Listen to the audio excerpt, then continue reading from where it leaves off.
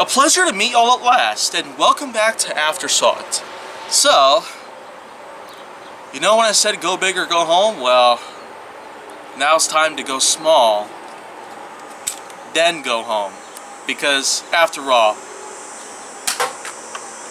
this right here is the Alpha Strike Stinger.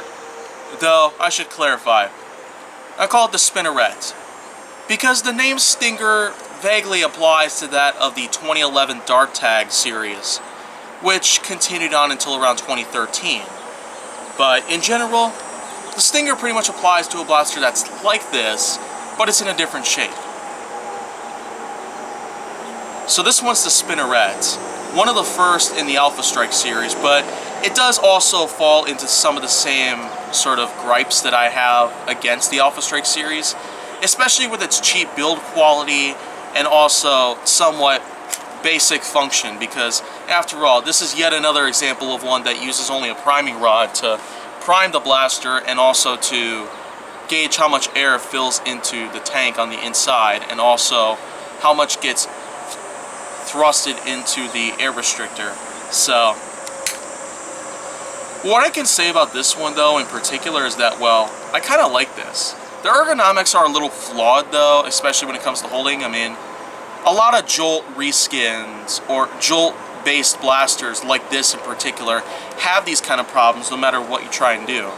And of course, the Spinneret here is probably no exception with that, but like I said, I could probably just stick with Drax's patented, well, 3 fingers on the grip thing and like 1 finger on the outside of the grip. Kind of like this. I don't know what to call it. I'll just call it the Drac, I guess, thingy. I don't even know at this point. I mean, I guess it's probably all up to you what you might want to call it, but because I know it came from Drac, someone who had really large hands as well, I pretty much can gauge that Drac is like the inventor of this little phenomenon here.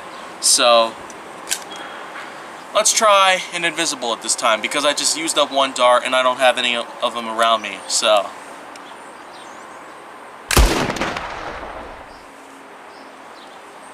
Wow. Fairly decent. I can't really tell for sure, because invisibles tend to vary from blaster to blaster. Because, simply put, a product I first introduced on the Bolts of Intrigue series itself, because I already have a part 1, then a re-release of part 1, and pretty soon I'm going to have a part 2 ready as well. So, let's probably keep on the lookout for that. I have only a few weeks left until I need to have it ready to go and uploaded to my channel.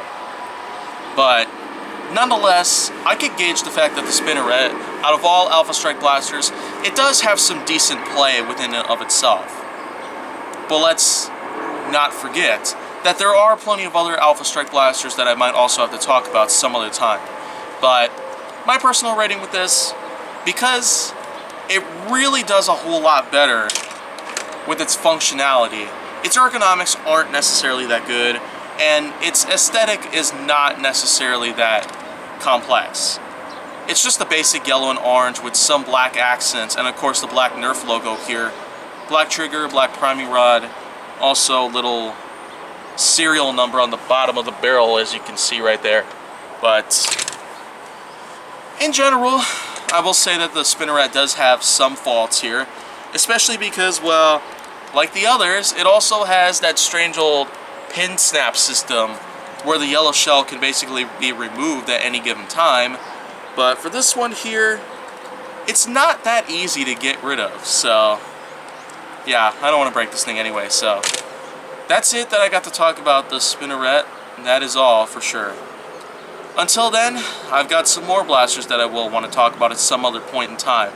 But if you want to see more, go down to my channel. Make sure that you like, subscribe, comment, follow me on social media, and stay on the Hollywood side.